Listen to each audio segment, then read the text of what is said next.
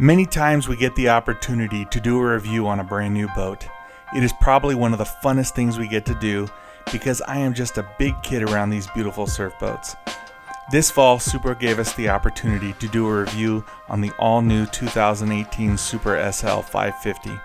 I requested that if I was going to do it, I wanted to get the boat and some lead and be left alone. I don't want a dealer demo, so to speak. I want to take the boat and test a few setups and really give it a good rogering. Supra sent Drew Tinker with the boat to meet my family and I at one of my favorite places in the world, Lake Norris, Tennessee. As promised, Drew just stood aside and let us treat the boat as if it was our own. We planned to first test its stock and then come back to the dock and add some lead. Let me get right to the verdict before the details. This boat is a definite step up from the SC and SG, and this is the best surf boat I have been on to date. I don't know how it keeps getting better, but it just does.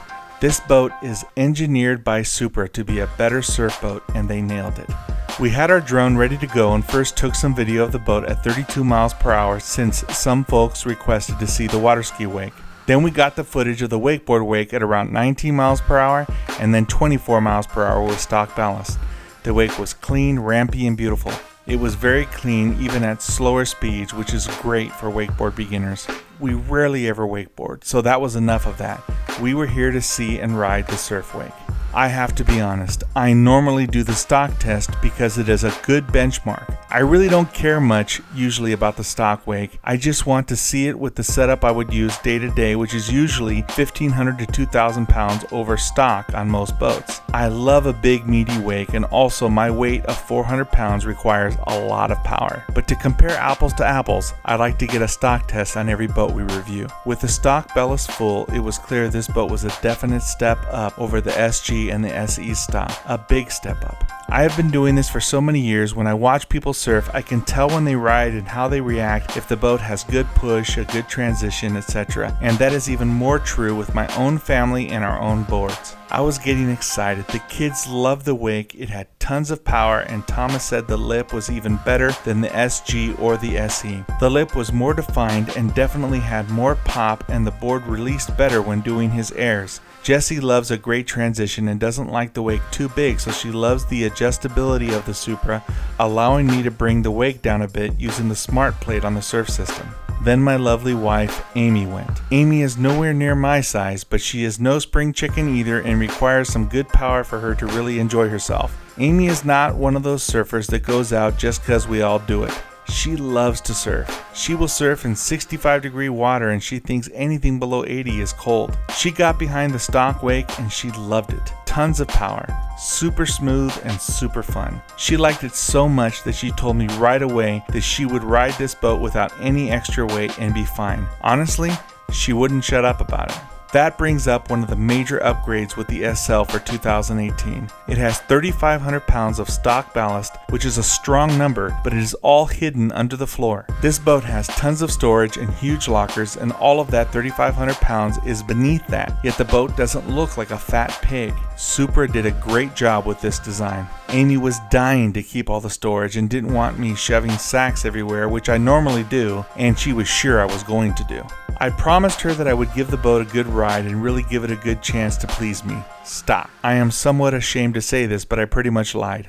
I figured I would barely even be able to stay in the pocket well with the boat set up stock. I love my wife and I would love to keep all the storage free of sacks, but I want a big wake that I can just surf and chill with lots of room to do my thing. So here I am surfing its stock. Can you see my face? That is me completely surprised. Honestly, it didn't have the same power we have in our loaded SC with 5,000 pounds of ballast, but it was damn close. I was shocked how close. I was able to keep up just fine and move around, and it was super fun and smooth. Amy was already yelling from the boat, "We don't need any extra sacks, you can't touch my storage." Again, I am somewhat ashamed, but I am pretty sure I yelled something back like, "Shut up, woman, let me live my life." I was excited though. There was no way I was going to commit to Amy that I wouldn't add sacks, but what if I could just add a bit of lead and get the same wake or better than I have in the 5,000 pounds of ballast we have in the SE? Is that possible?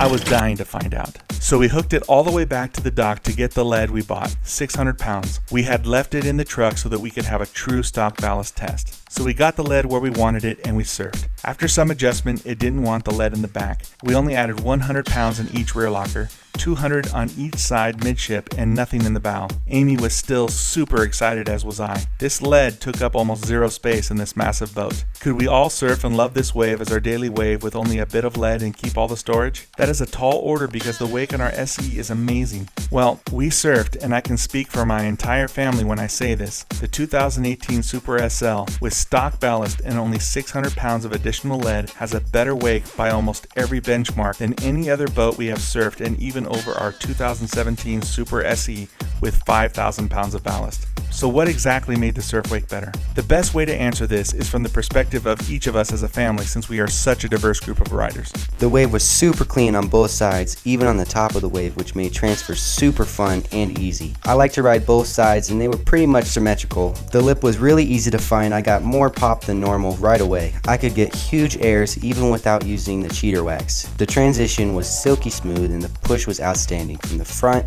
all the way to the back of the wave. I could even catch up from way past the whitewash. I like to go really fast, sometimes up to 13 miles per hour for some serious boost. The wave was still perfect and I had no problems keeping up from the way back. I love how clean the wake is on the goofy side. It is as clean as the regular side. I can do everything I did before, but it's even smoother. When I get close to the boat to try my 360s, it isn't scary anymore. The SE has so much power, it wants to pull you onto the swim deck. The SL doesn't do that, and I still have lots of power in the back and don't fall out. Dad could adjust the wake so that it wasn't so big for me most of the time, and sometimes I could make it bigger when I was feeling a little bit saucy. The wave on the SL was so clean and smooth and I could just relax in the pocket without having to try to keep up, just like our SE. I think the wave was a little cleaner than our SE, but it had just as much power or maybe a little more than our SE, which I love. The weird thing is that it had the same push in the back of the wave that I got from the SE, but when I got to the middle of the wave, the power was still smooth. Sometimes the SE had so much power it felt like it wanted to put me on the back of the swim deck. The SL had just as much power, but it was easier for me to control. I ride regular and the wave was clean and powerful just like it was on the SE. It felt a bit longer, but the biggest thing I noticed is the consistent power of the wave. The SE has tons of power, and when you get to the middle front of the wave, you have to put the brakes on hard or you feel like you're going to pass up the boat. It is very strong. It is so strong that your calves start to hurt after a while. With the SL, I have all the power or more than the SE in the back, but I can casually ride all the way to the swim deck and touch the swim deck with the tip of my board. The transition is still good up there and the push is reasonable in the middle and in the front of the wave, and it is not overwhelming. This basically makes for a bigger playground. So what did Supra do on the SL to make this such a step up from the previous boats?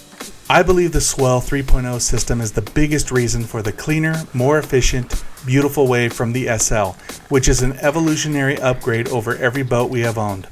You can see the redesigned plates and also notice how the software deploys them a bit differently. There are other changes in the hull, and there is a new amazing feature added to AutoWake called the amplitude sensor. Please visit wake9.com/SL for my complete write-up on the Supra SL and more about these new features.